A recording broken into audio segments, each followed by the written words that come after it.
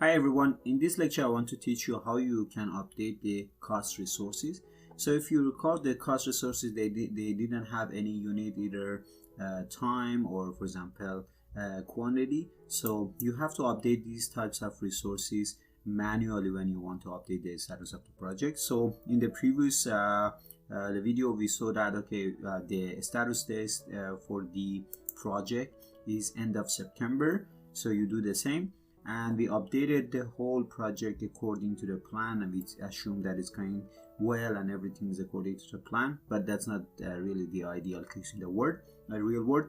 And then right now you see that I have a mechanical equipment task which is done 50% by end of September. So what I want to do right now, I want to go to detail view, and I have all the tasks that you see here, and you see that it's 50% done, this task completed.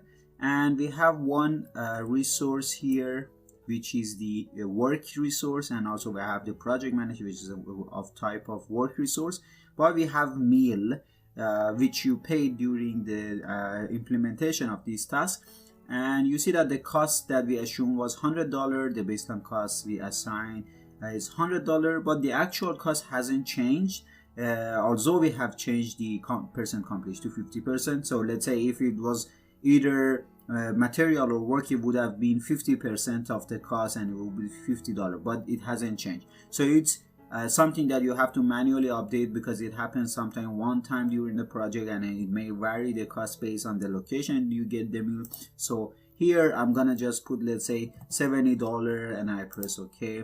Then you see that, for example, the $70 is the actual cost that is happening here for this task. So this is something that you have to manually adjust, and by changing the percent complete. For example, let's say if I put this one 70%, you see that it doesn't change again, although the other two changes. So it's important for you to recall this whenever you want to update the status of one task. See you in the next video.